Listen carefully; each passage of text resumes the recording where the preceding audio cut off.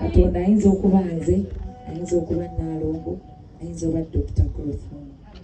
N'agamba kampite mu Dr. Clothon, abakyala bana b'ebwayise ba Spice bakwatagane ne Nalongo tubeere omuntu omu. Nze bwe nasooka obalaba siye omuti bwe mwali mufaanana ge mazima naye mulabika bulungi Dr. nga bw'agambye. Mwebale kwerabirira, mu byonna mwebale kunjagala nnyo. Simanyi lwaki nze mu lwange nnyo naye manyi nkigwana kubanga olumu emitima gisikanga. Weesanga ng'omuntu akwagala naawe gw'oyagala kubanga waliwo magimenti eyo. Neebaza Mukama tukyali ffenna katutambuza emyaka gyaffe 2 nga tuli wamu, tuli ba family. Saba Mukama atuwe emyaka emirala mingi nnyo tukulankulanire wamu, tukyuse obulamu ffenna, tubeere abantu abeegombesa. Ng'oluyimba olwo bwe lugambye, nze nali simanyi bino byonna byabanga birooto kubanga nyimiridde mu maaso gammwe sinza asingayo eddoboozi erisinga okuyimba. Bangi bayimba naye Katonda bwakwatako n'agamba nti Spice genda. Nze okuyimba okwange si kuyimba naye njagala nnyo okuyimba mbeeko ekyenjawulo kyentuusa mu bulamu bw'abantu ab'enjawulo. Tuyimba n'obeera ku stage amazina n'ogazina n'odda eno n'okola eri kyonna ky'okoze. Nze ku lwange ekyo si kyetwalanga obuyimbi bwendi. Njagala bwe nva ku stage ki ekyenjawulo kyenkolera abantu mu nsi yange. Omuntu bw'andaba ng'ovudde ku kyandabamu ku stage ki ekyenjawulo kye muleetera. Muleetera essanyu, muleetera okugamba nti nange nsobola. Olugero lwange saawukanako nammwe, toyawukanako nange, era tondaba ng'omuntu ow'enjawulo ku ggwe. Kino kigamba battu bannange abandaba kuba ffe tukyalina olugendo. Bamama baffe bali wano batambuddeko olugendo lwabwe, naffe tulina olwaffe. Naye njagala omanye nti tondaba ng'ow'enjawulo ku ggwe, nange natandikanga ggwe. Gye nali mbeera wano we mubeera walungi nnyo, gye nali mbeera nze munnange toyiyandi kati gye ngendamu nga kabuyonjo era omwo gye nali nsulamu enyirirana nnyo. Myaka si mingi ennyo mabega naye nabeerako mu bulamu obwo, era okundaba nga nyimirira mu nkumu n'enkumu z'abantu kubanga atuuzizza abantu Mukama mwebaza. Mu myaka 10 gye nnyimbidde Mukama nkoleka ebinene, era nga nkutegeeza nti naawe embeera gy'olimu kati si enkomerero y'obulamu. Olugendo okyalina lunene, ne ku myaka 45 osobola okukola ekyenjawulo mu bulamu. Mukisa guyinza okugwira n'obeera omu ku bakyala balina amaduuka amanene ku myaka 5 neweeyagala. Eryo byesuubira enjagala okuzzaamu buli muntu yenna ali wano andaba.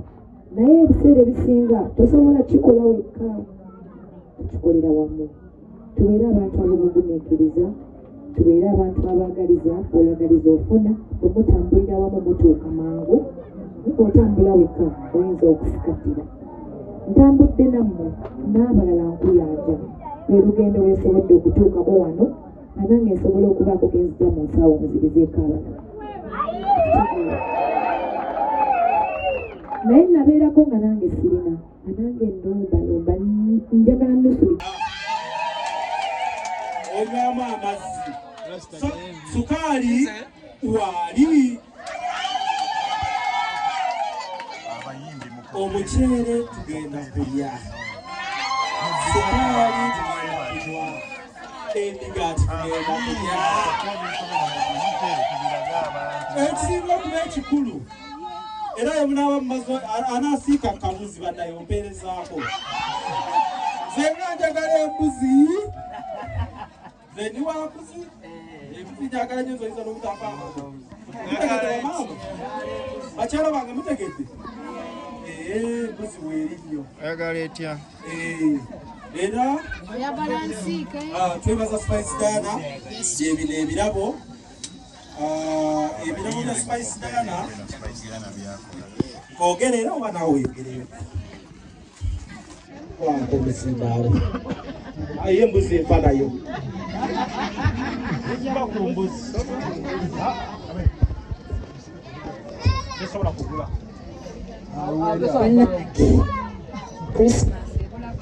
Christmas ebulako ennaku lwakusatu era njagala ka Christmas kabanyumire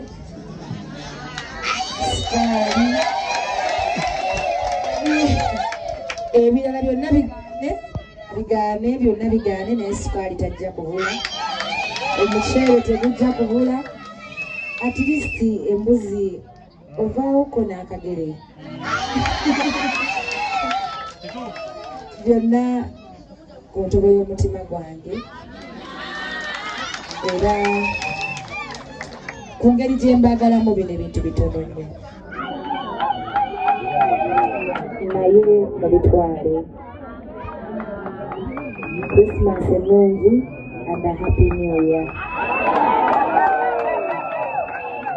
Era nsaba kano kabeera akalongolongo buli mwaka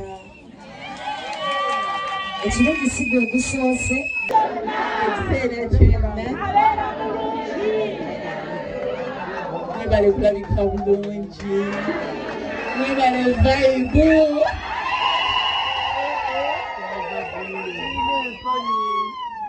bannange nze sina bintu byakwogera okuggyako okwebaza abakyala bonna ne Nalongo mwebale kumira ddagala mwebale kwerabirira mwebale kwesiga kalipsitiiki bonna bonna muleka bulungi nemwesiga akazigo bagamba bambi musanyusa nange nziramu amaanyi ne Spice era musanyufu nnyo mpozi abatulabako olwaleero mbajjukizaamu nti abakyala bano twasooka kukwatagana nabo ne Jjajja Ichuli Isma we yafa butuufu twasigala mu bbanga ne tugamba ye bannange tukoze tutya kati lujja ono naŋŋamba naye omanyi Spice Diana ono alina omutima omulungi ayinza okudda mu kifo kya Jjajja Ichuli n'aba nga akuyambako eri abakyala era Spice okuva ku olwo yayingira mu foundation yange n'alabirira abakyala bange bannange abakyala balabika bulungi Spice kati kwata microphone ogisembeze dokita kulukumu asooka abala tiketi za Bigayi azibale saagala bagambe nga ziwadde abakyala abakyala babababona bafunamu abakyala bakamaawo bakamaawo babwe baliwa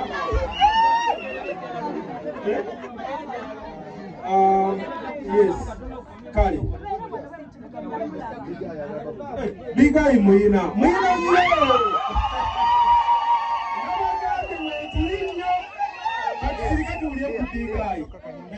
abawo baka bwammwe batiketi muzifunye owamawulire kwata kano Bigayi waali wano ebintu byakyuka tekinologi Bigayi ssebo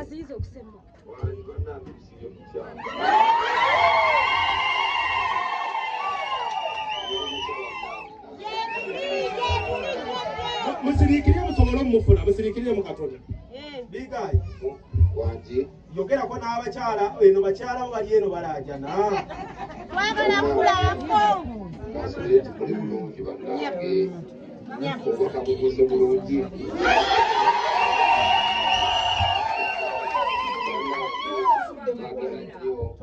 ate kwebalika n'okwagala Spice Diana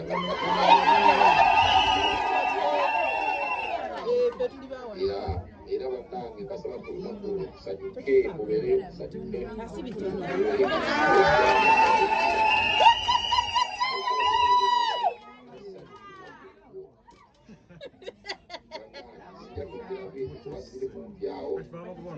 naye kasita obubaka butuuse kati Nalongo kabeeyo kyakugamba wano kubakweteze ne batakulaba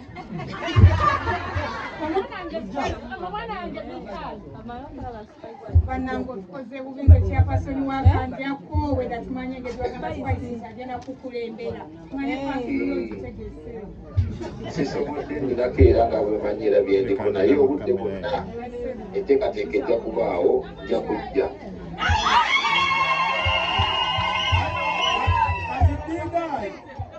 Bigayi bano bakyala babadde bakweteze lujja abakolere ki wonosimbawo kya MP2B ojja kulaba spice speedi gyenaabamu nga nnoonya akaluuko era ye speedi gyembaamu ng'ajja tukulusuma Mohammed Spice akyo buli mukyala nemba nga afuna information naaba nga waali spice twagamba Hajjat Kulsum nti kugenda ku konsati ya Spice era nga wali otugambye nga tulina essuubi nti BI yatuwaayo abantu 8 kati naffe twali tumanyi nti tebo ya mitwalo 5 Spice Diana Mukama yamutuwanga kirabo zenagamba nti no Spice sina nakulembesa nga simulabye ku simu era bwe nsanga omwana wange simu yange agitazeetaze nga mugamba nze njaga kula Spice nakulaba Spice nkwagala nnyo bebi wange Kulsum agumisiriza abaana bano ababiri Mukama abawe kyasinga okukola kikoka Spice Diana okuva Hajjat Kulsum we yakutulaga bulamu bw'abakyala bukyuse abakyala wabakansolinga bamira eddagala abakyala obawa ebyokulya abakyala bamira bulungi eddagala era we bafaanana era tweyongera okwebaza Hajjat Kulsum agumisiriza Hajjat tukwagala nnyo lujja tukwagala nnyo lujja ebali kubeera ng'otucekinga lujja amanyira okuvuga najja eno Spice nga tokimanyi najja n'atugumya n'atugamba Spice essaayo naakola ki era ekyokujja kya Spice yali wa December wiiki esooka neŋŋamba Hajjat Spice yali agenda abakyala agenda kujja wiiki esooka era Hajjat yali motoka n'aŋŋambe kamujjukize n'amujjukiza amweriza ka voice nga wendi mba naakatuuka wenkolera Hajjat n'ankubira essimu n'aŋŋamba Spice agenda kujja nga ennaku z'omwezi 2 era nze ebyange abakyala babima